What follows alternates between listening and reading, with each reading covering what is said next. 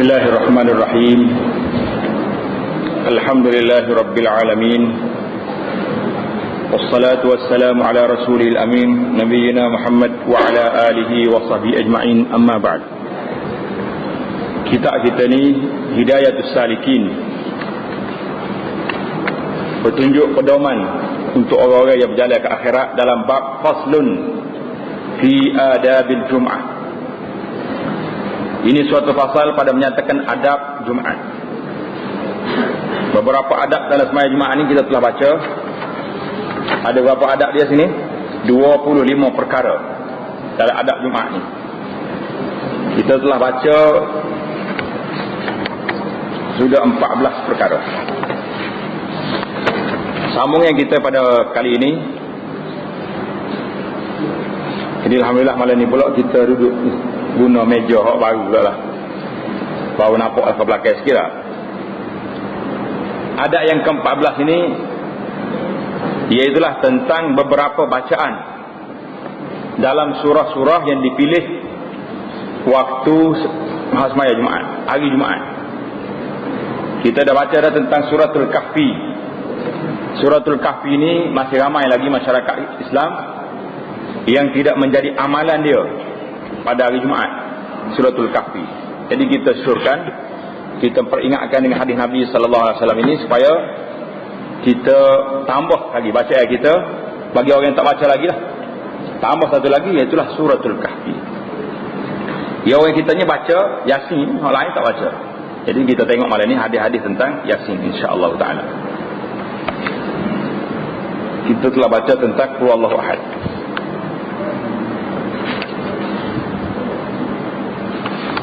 Dan lagi sabda Nabi sallallahu alaihi wasallam, man qara'a qul huwallahu ahad marrah fa ka'annama qara'a thulutsal Qur'an. Betul. Artinya barang siapa membaca qul huwallahu ahad sekali, maka seolah-olah dia membaca sepertiga Quran. Manakala kita baca qul huwallahu ahad sekali, seolah-olah kita baca 1/3 Quran. Jadi kalau kita baca 3 kali, boleh pahala dia tamat Quran. Tapi jangan tak baca Quran dah lah. Lama dia teguan tak baca Quran tu. Okay, keluar Allah 3 kali cukup dah. Itu pahala dia saja. Pahala dia. Tapi dari segi baca Quran hak sepenuhnya kita kena baca. Jadi baca Quran sekali ni seolah-olah dia dapat pahala. Dia dapat pahala macam mana? 1/3 Quran. Hadis ini tanda dia situ. Hadis ini diriwayat oleh Imam At-Tirmizi. Kata ulama hadis, hadis ini sahih.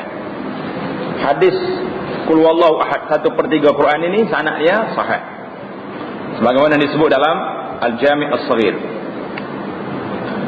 Dan lagi diriwayatkan daripada Nabi sallallahu alaihi wasallam, man qara'a qul huwallahu ahad 3 marrat fa ka'annama qara'al Qur'an ajma'. Artinya barang siapa membaca qul huwallahu ahad 3 kali, maka seolah-olah membaca Quran sekaliannya. Kalau tengok hadis yang pertama dengan hadis yang kedua, ini nampak tidak ada apa-apa perbezaan. Ada beza. Hadis yang pertama tadi, baca Qul Huwallahu sekali itu sama dengan 1/3 Quran. Maknanya kalau baca 3 kali, penuh Quran. Tapi hadis yang pertama tadi sahih sanad dia. Hadis yang kedua ini diriwayat oleh Al-Uqaili. Al-Uqaili ini kitab dia nama dia Ad-Du'afa. Kitab yang dia kumpul hadis-hadis dalam kitab Al-Uqaili ini, iaitulah kitab hadis-hadis yang diriwayat oleh orang-orang yang lemah. Pada itulah ulama mengatakan hadis ini dhaif, dan ada sebagian ulama kata sanad hadis ini maudhu', tak boleh terima. Tapi kalau kita tengok dari segi makna atas dengan bawah ni tak lari, tapi sanad dia maudhu'. Dan lagi sabda Nabi sallallahu alaihi wasallam, man qara'a qul huwallahu ahad 10 marrah banallahu lahu baitan fil jannah. Artinya sesiapa yang membaca qul huwallahu ahad 10 kali, nescaya memperbuat Allah baginya rumah dalam syurga. Mana siapa dia nak banglo dalam syurga sebuah, baca qul huwallahu ahad berapa kali? 10 kali. 10 kali boleh sebuah rumah. Kalau baca 1000 kali sehari, boleh berapa rumah dalam syurga? Boleh 100 buah. 100 buah sehari, luaslah kawasan kita. Banyak rumah. Hadis ini diriwayat oleh Sa'id Ibn Mansur dalam sunan dia. Kata ulama sahih, sanad dia sahih tadi. Hadis ini sahih sanadnya. Hadis qul huwallahu ahad 10 kali. Dan lagi sabda Nabi sallallahu alaihi wasallam, man qara'a qul huwallahu ahad 100 marrah fi sholati aw fi ghairiha kataballahu lahu bara'atan minan nar. Artinya barang siapa membaca qul huwallahu ahad 100 kali dalam sembahyang atau lainnya, nascaya disuratkan, dituliskan Allah Taala baginya lepas daripada api neraka. Hadis ini diriwayat oleh At-Tabarani, tapi sanadnya dhaif. Sanadnya dhaif. Dan lagi diriwayatkan daripada Nabi sallallahu alaihi wasallam, man qara'a qul huwallahu ahad 1000 marrah faqad ishtara nafsahu minan nar. Barang siapa membaca qul huwallahu ahad 1000 kali, sesungguhnya telah membeli ia akan dirinya daripada api neraka. Jadi hadis-hadis ni, hadis yang ini beli daripada api neraka ini diriwayat oleh Al-Khayyari dalam kitab Al-Fawaid. Kata ulama, hadis ini maudhu', tak mari daripada Nabi sallallahu alaihi wasallam. Kata Al-Manawi, Al-Manawi ini nama dia Abdul Rauf bin Tajul Arifin bin Ali bin Zainal Abidin Al-Manawi Al-Qahiri. Seorang yang masyhur. Al-Manawi ini dalam kitab dia Faidul Qadir, dia syarah kepada hadis Al-Jami' As-Saghir. Alhamdulillah kita Al-Jami' As-Saghir kita telah tamat belajar di masjid kita ni. Tamat dah? 2 kali tamat ke apa? Al-Jami' As-Saghir. Jadi nak baca Al-Jami' As-Saghir ni cukup payah. Sebab kitab Al-Jami' As-Saghir ini, kitab dia bukan kitab untuk kita buat ngaji hadis. Tidak kitab muqarrah hadis. Kitab Al-Jami' As-Saghir ini kitab nak cari hadis. Sebabnya As-Suyuti rahimahullahu ta'ala, dia kumpul hadis ikut abjad, ikut kepala. Kalau kita nak cari hadis, innallaha, cari kepala alif. Alif nun, alif nun. Semua jumpa. Innallaha kataba, innallaha kada, innallaha kada. Kalau kita nak cari hadis, naha, cari di huruf nun. Jadi senang. Dia atur hadis ni mengikut abjad, ikut huruf. Jadi Al-Jami' As-Saghir ni senang. Tapi masalahnya Imam As-Suyuti rahimahullahu ta'ala, dia buat rumus kepada hadis ni. Ta Tirmizi, Dal Abu Daud. Darajah hadis yang dipilih juga dia buat rumus. Sad, Dad. Sad sahih, Dad dhaif. Jadi Sad dengan Dad ni rumus dulu ya, cuma ni ada titik ni tak ada titik. Kadang-kadang nak dhaif dia gugur titik dia jadi sahih. Jadi mari ulama yang mutakhir ini, yang kemudian baru je meninggal dia, iaitu Syekh Muhammad Nasiruddin, dia ambil hadis Al-Jami' As-Saghir ni, rombak semula satu-satu, dia pisah 2. Hak sahih dengan hasan tak suku, hak dhaif letak setepak, hak dhaif dengan maudhu' letak setepak. Jadi mudah nak cari. Jadi kita bagi galakkan kepada pelajar-pelajar kita, bila ada keuangan beli kitab Al-Jami' As-Saghir, sama ada dia panggil sahih Al-Jami' As-Saghir ataupun dhaif Al-Jami' As-Saghir, kerana kitab ini membantu kita cukup besar, membantu kita untuk nak cari hadis. Jadi kalau kita nak cari hadis apa? Innamal a'malu binniyat, cari alif nun mim, jumpa innamal. Nak cari hadis apa? Al-bay'ani bil khiyar, Al-bay'ani bil khiyar ma lam yatafarraqa. Cari dalam alif ba ya, jumpa. Dia ada pula al pula, ada ba sebelum ada alif lam. Kemudian dia kata babu al, ada alif lam pula. Jadi semua ni membantu kita dalam. Jadi kata Al-Manawi rahimahullah ta'ala dalam kitab dia Syarah Al-Jami' As-Saghir, nama kitab dia Faidul Qadir. Nama Faidul Qadir. Ai yaj'alullahu thawaba qira'atiha itqahu minan nar wa yanbaghi qira'ataha kadzalika 'alal mayyit. Intaha.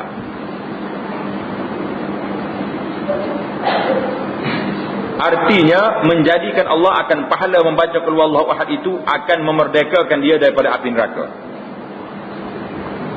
Dan sayudianya membaca akan dia seperti yang demikian itu atas mayat, yakni supaya memerdekakan Allah Ta'ala akan dia daripada api neraka.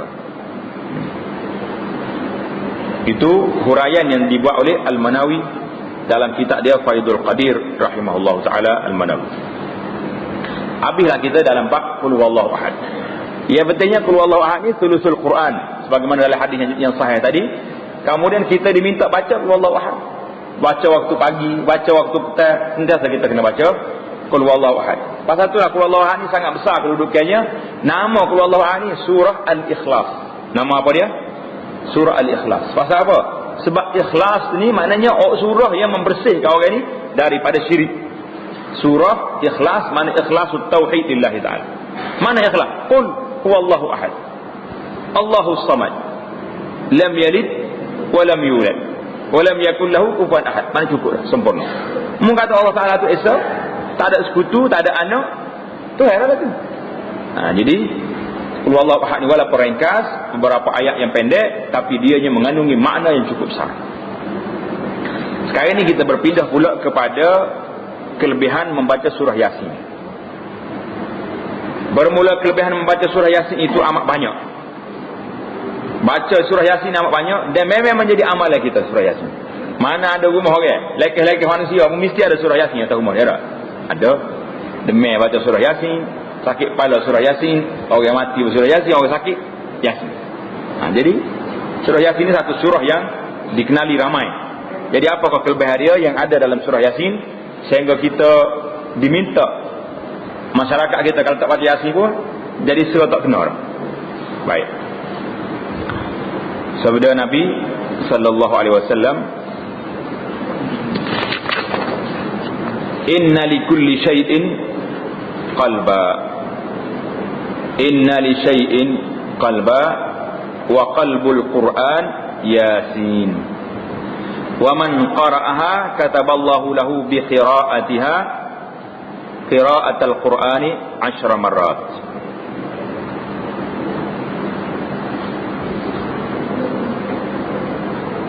Artinya bahawasanya bagi tiap-tiap sesuatu itu hati. Tiap-tiap benda ni ada hati. Dan hati Al-Quran itu Yasin. Dan barang siapa membaca Yasin sekali, nascaya disuratkan Allah Ta'ala baginya dengan membaca akan dia seperti membaca Quran 10 kali. Siapa dia baca Yasin sekali, seolah-olah dia baca Quran 10 kali. Ini riwayat yang disebut dalam kitab kita ni. Hadis ini, hadis qalbul Quran Yasin ini, hadis ini diriwayat oleh Imam At-Tirmizi. Tulis, hadis ini riwayat oleh At-Tirmizi. Kata Abu Isa At-Tirmizi, hadza hadithun gharibun la na'rifuhu illa min hadits Humid ibn Abdul Rahman. Anjay cerita Tirmizi di sini. Jadi Tirmizi kata hadis ni hadis pelik, gharib, la na'rifuhu. Kita tak kenal kecuali melalui Abdul Rahman. Wa bil Basrati la yu'rafuna min hadits Qutbah illa min hadzal wajh. Wa Harun Abu Muhammad syekhun majhul. Mana salah seorang daripada rawi dia ni, Harun nama Abu Muhammad ni syekh yang majhul, tak tahu siapa dia. Pasal itulah mari ulama-ulama yang tahqiq hadis ni, dia mengatakan hadis ini maudhu', hadis ini maudhu'. Sebab ada rawi dia tu majhul. Tanda di situ hadis hati Quran Yasin. Siapa dia baca Quran, baca Yasin sekali, macam baca pahala 10 kali, hadis maudhu'. Apa makna hadis maudhu'? Mengikut disiplin ilmu hadis, makna hadis palsu. Tak boleh kita berpegang dengan dia. Dan lagi sabda Nabi sallallahu alaihi wasallam, man qara'a Yasin ibtigha'a wajhillah ghufira lahu ma taqaddama min dhanbihi faqra'uha 'inda mautakum.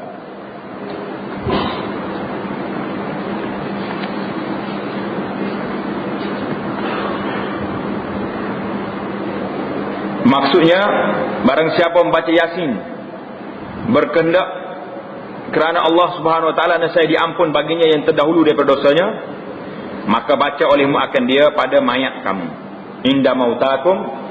Jadi pada mayat kamu, dalam kitab kita ni terjemah baca pada orang mati.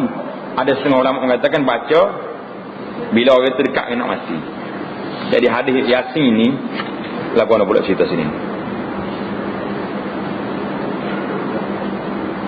Man qara Yasin. Hadis ini mengikut Imam Suyuti diriwayatkan oleh Al-Baihaqi. Hadis ini diriwayat oleh Al-Baihaqi daripada Ma'qil bin Yasar. Mengikut Syekh Muhaqqiq, dia kata hadis dhaif. Hadis ini dhaif. Tanda situ hadis siapa dia baca di arah supaya baca dekat orang mati ni, hadisnya dhaif, lemah. Dan lagi diriwayatkan daripada Nabi sallallahu alaihi wasallam, man qara'a Yasin ghufira lah, wa man qara'aha wa huwa ja'iun syab'a, wa man qara'aha wa huwa dhallun hudiya, wa man qara'aha wa huwa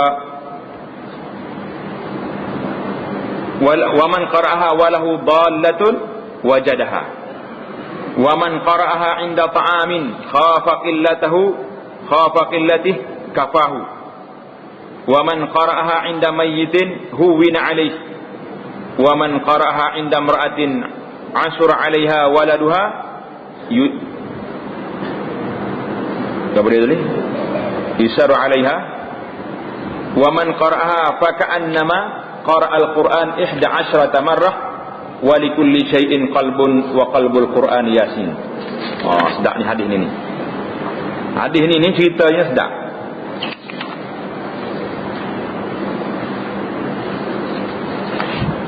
Makna dia, barang siapa membaca Yasin, nescaya diampun baginya dosanya, dan barang siapa membaca akan dia padahal ia lapar, nescaya kenyang. Tak payah nanuk dah pakai bawa surat Yasin dah. Siapa dia lapar baca Yasin punya. Dan barang siapa membaca akan dia padahal sesak, tak jumpa cari jalan, sesak, kona bagi tak jumpa, berhenti kereta, baca Yasin dulu, nescaya dapat petunjuk. Dan barang siapa membaca akan dia padahal ada baginya sesuatu yang hilang, nescaya dapat akan dia. Tak payah pergi rumah tak bomo dah. Orang kita ni kalau hilang barang pergi rumah tak bomo, tak payah baca Yasin. Dan barang siapa membaca akan dia pada makanan yang ditakut akan kurangnya. Kita ajak orang ramai, takut makanan tak cukup, baca Yasin. Nescaya memadai, makanan kita jadi cukup. Dan barang siapa membaca akan dia pada makanan dan barang siapa membaca pada orang yang hendak mati, nescaya dimudahkan atasnya mati mudah. Dan barang siapa membaca akan dia pada orang perempuan yang susah atasnya beranak, payah nak bersalin, ni, nescaya dimudahkan atasnya. Dan barang siapa membaca akan dia, maka seolah-olah membaca Quran 11 kali. Tambah sikit. Tadi 10, ni 11. Dan bagi tiada sesuatu itu ada hati, dan hati Quran itu Yasin. Dalam kitab kita ni kata hadis. Dalam kitab ni kata hadis. Tapi menurut muhakkik dianya, orang yang tahqiq kitab ni kata, dia kata apa? Dia kata saya tak jumpa hadis ni dalam kitab kita hadis. Tanda di situ, hadis ini tidak ditemui dalam kitab hadis.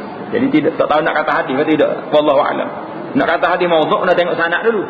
Nak kata hadis dhaif kena tengok sanad. Nak kata sahih lagi kena tengok sanad. Ini lam ajib mukharrij. Maknanya tak tahu duduk mana hadis ni.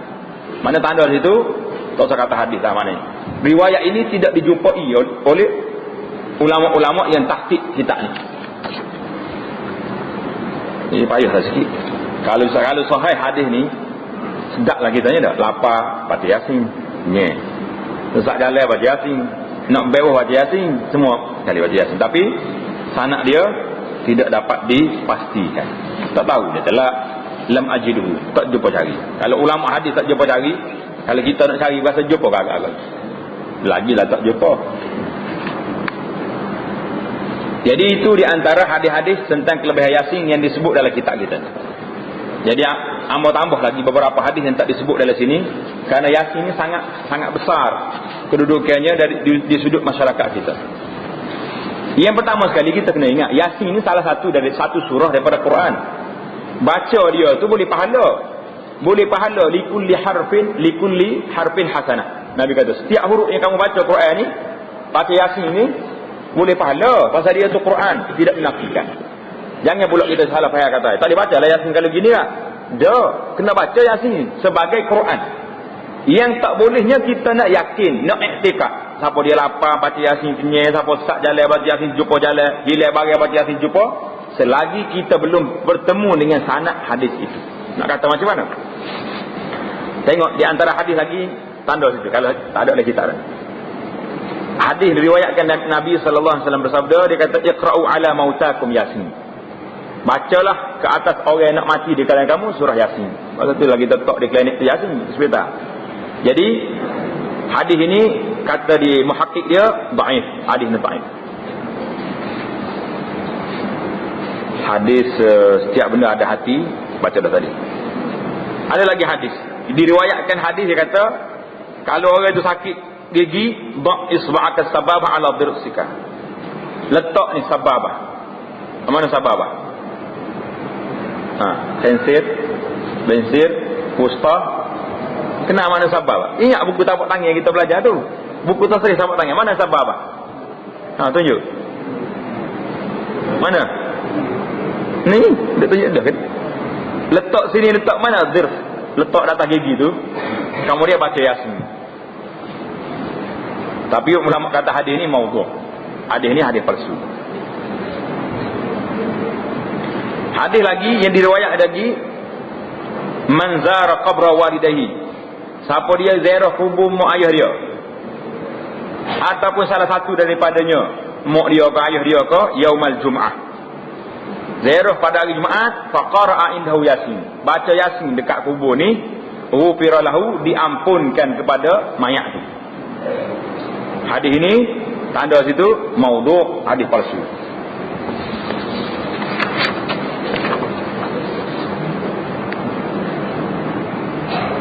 Hadis siapa dia baca Quran, baca Yasin sekali seolah-olah baca Quran 10 kali, maudhu'. Man qara'a Yasin fi lailatin asbaha maghfuran lah. Siapa dia baca Yasin waktu malam, pagi esok Allah Taala ampun dosa dia. Hadis ini juga dhaif. Man qara'a Yasin marrah fa ka'annama qara'al Quran marrataini. Siapa dia baca Yasin sekali seolah-olah dia baca Quran 2 kali, maudhu'. Hadis ini maudhu' juga.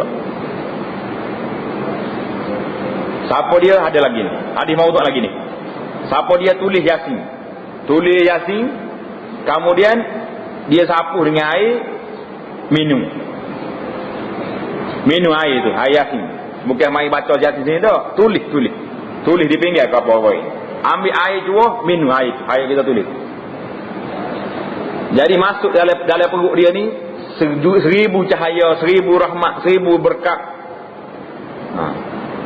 1000 ubat keluar daripadanya, segala 1000 penyakit tu biar. Jadi siapa nak sihat, minum air Yasin, air tulis Yasin. Apa dia jadi ni? Hadisnya maudhu', tanda situ. Siapa dia baca Yasin mengharapkan pahala daripada Allah Subhanahu Wa Taala, seolah-olah dia baca Quran 12 kali. Ada juga riwayat kita jumpa tadi, 10 kali ada, 11 kali ada, 12 kali ada. Mana-mana orang sakit dibaca dekatnya Yasin, nascaya turun kepada dianya malaikat mengikut bilangnya huruf yang dia baca, duduk keliling dia, minta ampun kepada dia. Dia kata apa ni? Hadis ini maudhu'. Hadis ini pula, man qara'a surat Yasin fi lailatul jum'ati ghufira lah.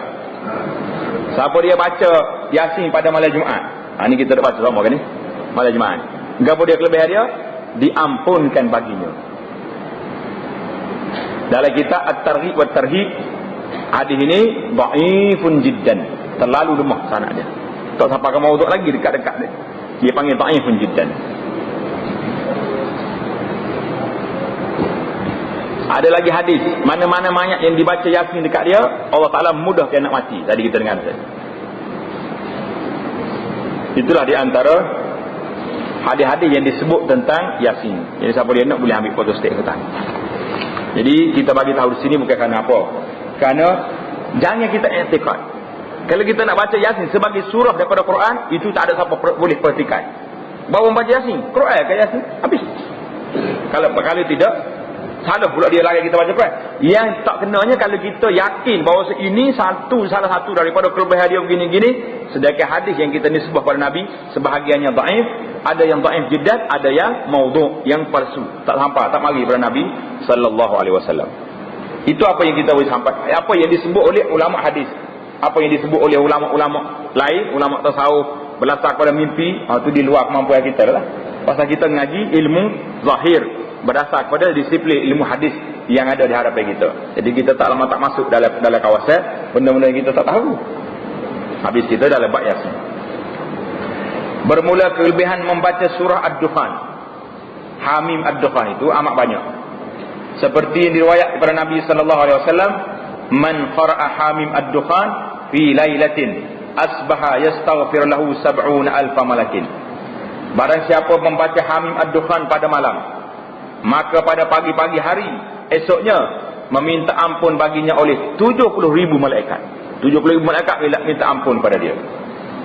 Tanda di situ hadis ini daripada Abu Hurairah, diriwayat oleh At-Tirmizi, kata muhakkik hadis maudhu'. Dan lagi diriwayatkan daripada Nabi sallallahu alaihi wasallam, "Man qara'a Hamim Ad-Dukhan fi lailatil jum'ati ghufira lahu dzunubuh." Artinya barang siapa membaca akan Hamim Ad-Dukhan pada malam Jumaat, nascaya diampuni baginya segala dosanya. Hadis ini juga diriwayat oleh At-Tirmizi, sanadnya dhaif. Sanadnya dhaif, lemah. Dan lagi diriwayat oleh daripada Nabi sallallahu alaihi wasallam, "Man qara'a Hamim Ad-Dukhan fi lailatil jum'ati aw yaumil jum'ati banallahu lahu baitan fil jannah." Artinya barang siapa membaca surah Ad-Dukhan pada malam Jumaat atau pada harinya, nascaya diperbuat oleh Allah Subhanahu wa taala baginya rumah dalam syurga.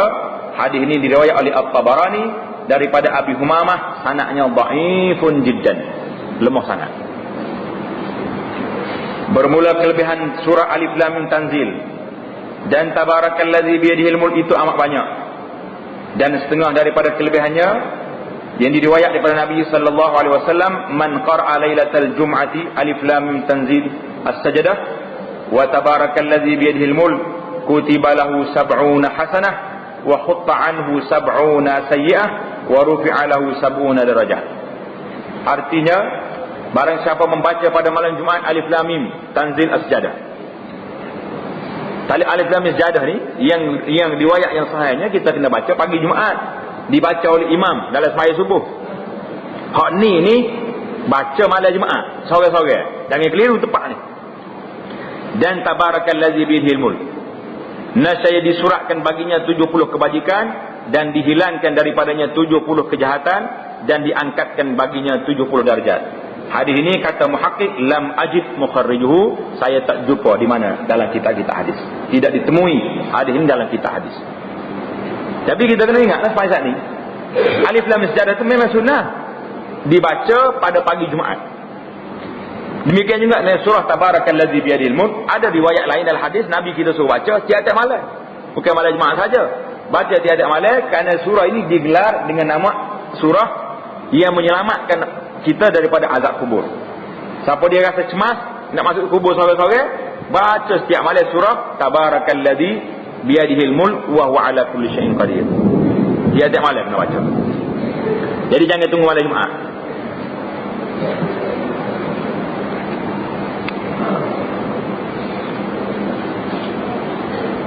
Jadi kekeliruan itu jangan timbul. Namun orang kata mana dia ada hadis lain, hadis ni kau tak jadinya. Hadis lagu ni kelebihan yang kita sebut malam ni. Dan adab yang ke-15, sehingga engkau banyakkan membaca selawat dan salam atas Nabi sallallahu alaihi wasallam pada hari Jumaat. Pada hari Jumaat kita kena selawat banyak ke atas Nabi sallallahu alaihi wasallam. Dan ada hari Jumaat dan malamnya, iaitu terlebih daripada hari yang lain. Kerana kelebihan membaca selawat atas Nabi sallallahu alaihi wasallam pada hari Jumaat itu amat banyak. Jadi kelebihan selawat hari Jumaat ini cukup banyak. Kita selalu dengar orang baca dalam khutbah Jumaat, arahan-arahan, hadis-hadis Nabi yang menunjukkan Nabi kita sallallahu alaihi wasallam suruh kita baca selawat ke atasnya pada hari Jumaat. Memang hadis itu hadis sahih. Dan setengah daripada kelebihan baca selawat itu yang diriwayatkan daripada Nabi sallallahu alaihi wasallam, man shalla alayya fi yaumil jum'ati 80 marrah ghafarallahu lahu dhunubahu 80 sanah. Artinya barang siapa membaca selawat atasku dalam hari Jumaat 80 kali, nescaya mengampuni Allah baginya akan dosanya 80 tahun. Tanda di situ hadis ini.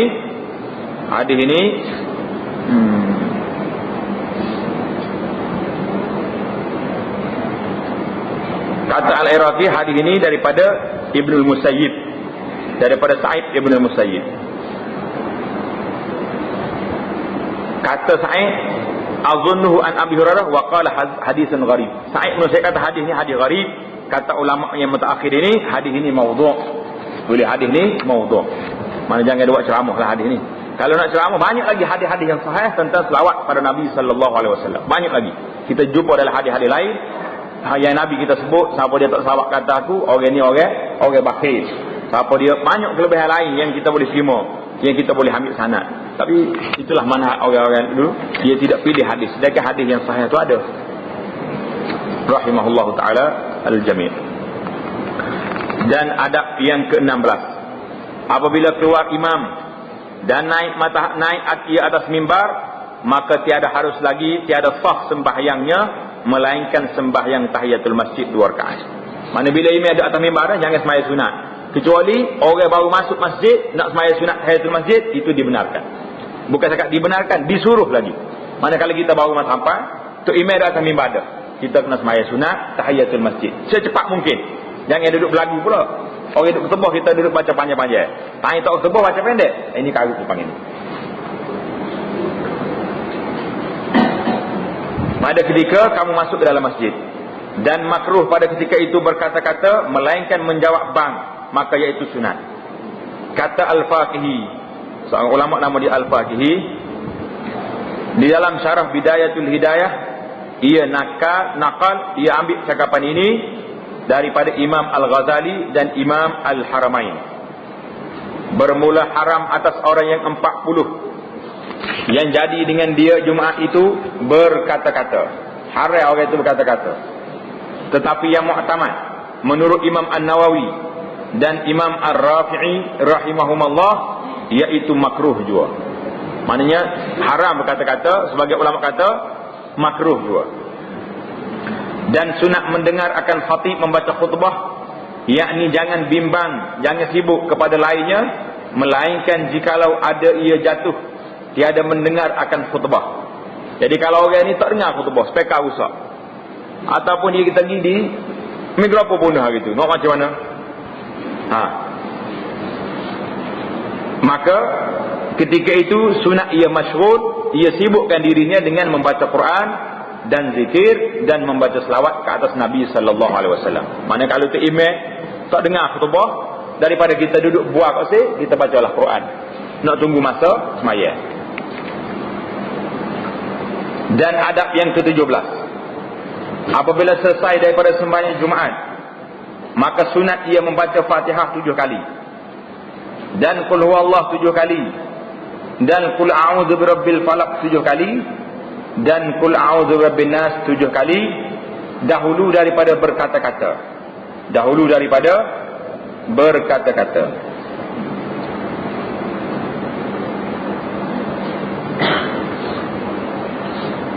Maka yang demikian itu memeliharakan ia daripada segala kejahatan, daripada satu Jumaat kepada Jumaat yang lain, dan lagi memeliharakan ia bagimu daripada syaitan. Dan diriwayat juga dalam riwayat ini yang tidak disebut dalam kitab ini, diriwayat juga orang ni yang baca 7 ni, 7 Qul Allah, 7 semua kali Qul a'udzu birabbil falaq, Qul a'udzu birabbin nas, ini 7 kali 7 kali Fatihah ni, ghufira lahu ma taqaddama min dzambihi wa ma ta'akhkhar, diampunkan dosa yang lepas dan dosa yang akan datang. Ini riwayat hadis ini. Jadi Itulah menjadi amalan sebahagian masyarakat.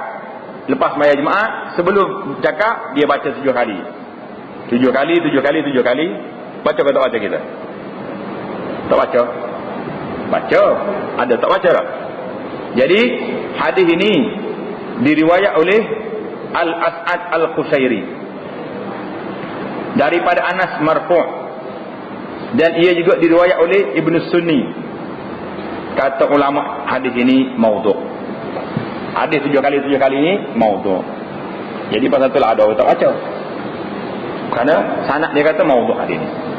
Yang pertama sekali, cerita dia sebut dalam hadis ni, dia kata siapa dia baca 7 kali ni, Fajma'ah ni, ghufira lahu ma taqaddama min zambihi wa ma ta'akhkhar. Diampunkan dosanya yang lepas dan yang kemudian. Malam baru kita baca kitab Bidayatus Sul fi Tafdhilir Rasul. Di antara kehebatan Nabi kita Muhammad sallallahu alaihi wasallam ini, Allah Taala bagi keampunan kepada dia yang lepas dan yang kemudian. Dia tak bagi kepada nabi-nabi yang lain. Bagaimana dalam hadis ini dia sebut, siapa dia baca 7 ni lepas Jumaat, diampunkan dosanya lepas dan dosa yang kemudian. Dalam kitab Bidayatus Sul, Al-Izz bin Abdul Salam rahimahullah taala kata, nabi lain pun tak ada jawatan ni. Macam mana dengan orang biasa, dengan baca 7 kali ni boleh keampunan kamu dulu dan kemudian dosa yang kemudian. Pasal itulah ulama mengatakan hadis ini raihatul al-wad' wadih. Maknanya bau hadis palsu tu cukup jelas. Itu pasal itulah Al-Hafiz Ibn Katsir di dalam tafsir Al-Quran Al-Karim, waktu dia tafsir ayat liyaghfira lakallahu ma taqaddama min dzambika wa ma ta'akhkhar, Ibn Katsir mengatakan hadza min khasa'isin nabi sallallahu alaihi wasallam la yusyarikuhu fiha ghairah. Tak ada siapa dia boleh jawatan ni diampun dosa dulu dan dosa kemudian ni sekali dengan nabi, tak ada, termasuk nabi-nabi yang dahulu. Jadi macam mana kita kata hadis ini kata siapa dia baca 7 kali ini dapat keampunan sedemikian. Jadi itu kata Ibn Katsir, ini tak boleh berlaku, kerana ini adalah ciri-ciri keistimewaan Nabi kita Muhammad sallallahu alaihi wasallam.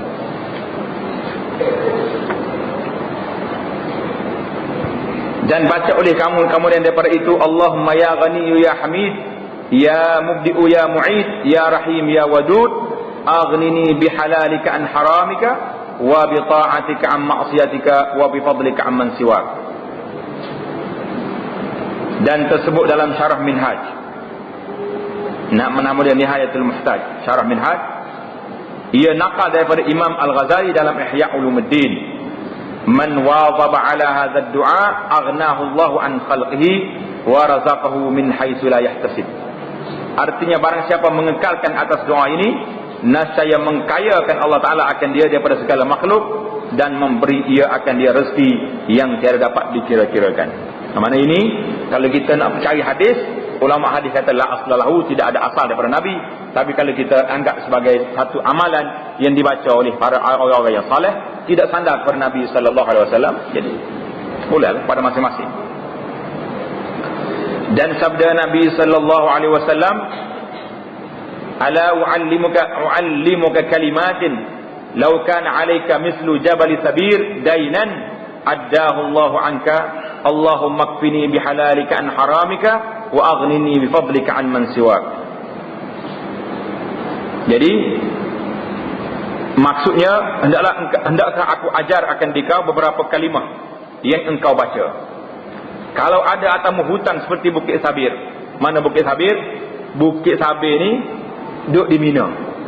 Di Mina ni ada 2 bukit besar. Mina ni duduk celah bukit. Mina, Pak orang Melata, duduk celah bukit. Satu dia panggil Bukit Sabir, satu lagi Bukit Sabih. Jadi Bukit Sabir itu besar.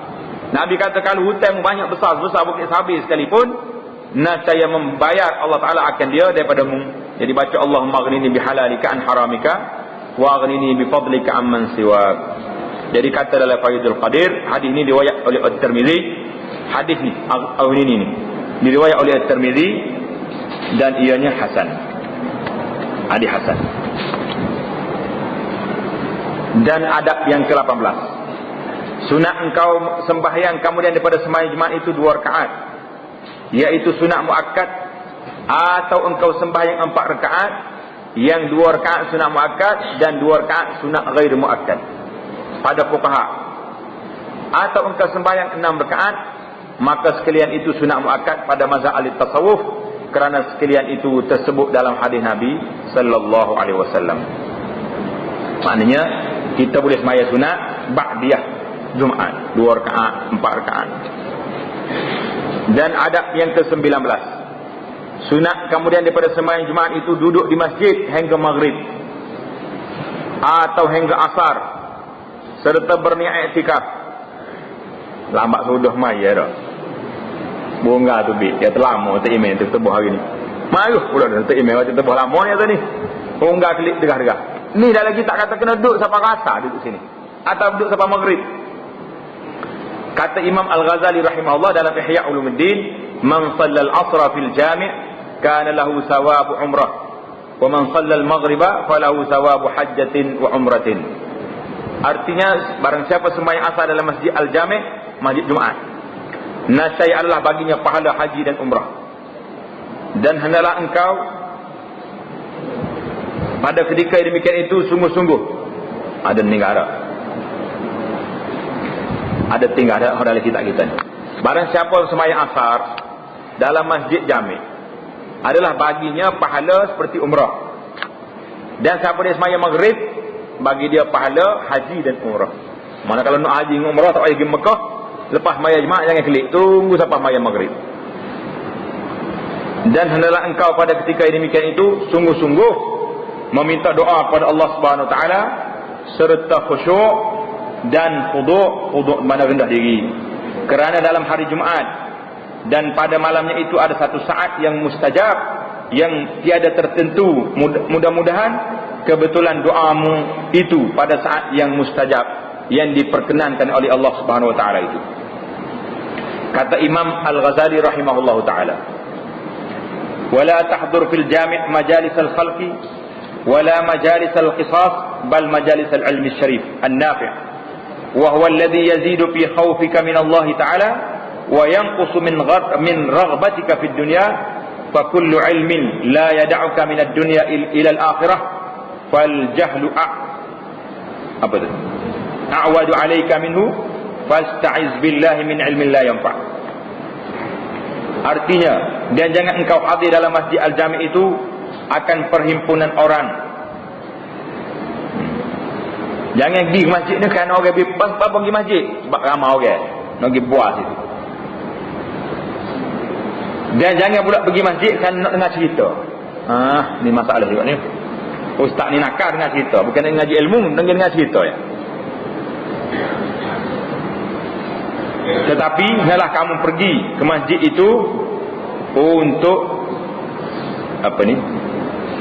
Jangan engkau pergi ke masjid itu akan perhimpunan orang mengajar ilmu yang tak ada memberi manfaat bagi jalan akhirat. Orang mengajar tak beri manfaat. Duduk cerita orang, duduk mengata orang. Duduk royak cerita karut-karut. Baca hadis-hadis palsu umpamanya. Dan jangan hadir engkau pada perhimpunan orang yang duduk berhikayat, bercerita-cerita, dongeng-dongeng saja. Tetapi hadir engkau pada perhimpunan orang yang mengajar ilmu yang memberi manfaat akan akhirat. Apa dia ilmu yang memberi manfaat? Iaitu ilmu yang menambah kepada takutmu kepada Allah Ta'ala. Kita nak tahu apa dia ilmu yang memberi manfaat? Iaitulah ilmu, semakin kita belajar, bertambah takwa kita kepada Allah Subhanahu Wa Ta'ala, dan mengurangkan daripada gemarmu kepada dunia. Maka tiada ilmu yang tiada menyeru ia akan dikau daripada dunia kepada akhirat. Maka jahil akan dia itu terlebih baik dan terlebih banyak faedahnya atasmu daripada mengetahui akan dia. Kenapa? Kalau kita ilmu, kita ngaji ni, kau banyak ilmu, kau buat dosa. Lebih baik jahil daripada ada ilmu. Sebab kalau jahil, kalau orang tanya, sebab malaikat tanya, "Bapa buat kau ni?" Tak tahu, boleh jawab. "Ni bapa buat kau ni?" Ikut nafsu, tahu dah. Berat ke tak berat kita? Lagi dahsyat. Balanya lagi besar daripada tak tahu. Maka engkau minta peliharakan Allah daripada ilmu yang tak ada bermanfaat. Kita doa kepada Allah Ta'ala sentiasa, Allahumma inna na'udzubika min ilmin la yanfa'. Baca sama-sama. Sepanjang masa kita baca, Allah marzuqni ilman nafi'a wa a'udzubika min ilmin la yanfa'. Minta berlindung dengan Allah Ta'ala daripada ilmu yang tidak bermanfaat. Buat apa ilmu tak bermanfaat? Menghabis masa menjadi hujah ke atas kita. syahdan. Saya dia banyakkan meminta doa pada hari Jumaat itu beberapa waktu, iaitu pada waktu terbit matahari, dan pada waktu gelincir matahari, dan pada waktu masuk matahari, terbenam matahari, dan pada waktu iqamat, dan pada ketika khatib naik ke mimbar, dan pada ketika berdiri manusia kepada sembahyang, kerana segala waktu yang demikian itu sangat diharapkan akan mustajab, diperkenankan doa kita. Dan adab yang ke-20, hendaklah engkau sungguh-sungguh memberi sedekah pada hari Jumaat itu dengan barang yang sekuasamu. Buat sedekah. Nak bawa sedekah mana? Bawa makanan pergi kau orang. Bawa duit masjid. Jadi sekarang ni masjid kita ada tabur. Tabur pula tak main dah udah buat hal comel-comel. Jadi kita cadang ke ahli jemaah kita ni setiap kali hari Jumaat nak mari, paling kurang pun jangan ninggal duit tu. Jangan bawa sekali bunyi. Bunyi boleh tu perang bunyi. Allah, derahnya sekali. Tak boleh. Kena bawa hak kertas. Paling tak ada, jangan ninggal. Kalau tidak mari-mari Allah, nak boleh lah jadi bit ninggal. Jangan banyak jangan ninggal bit. Cadang selalu sama-sama. Hari Jumaat royak selalu kau retina kita. Mutukar baju nak buat baju tu, buh selalu. Paling tak ada pun seria dalam poket. Paling kurang tu seria tu kalau tak 10 lah. Jadi kita kena kena menabur, kita kena camping kawasan kita ni, kita nak ada tabur. Setiap orang mesti mari masjid bubuh seria paling kurang. Kalau tidak 10. Hak comel benar 100, baru 400. 4 minggu je lah.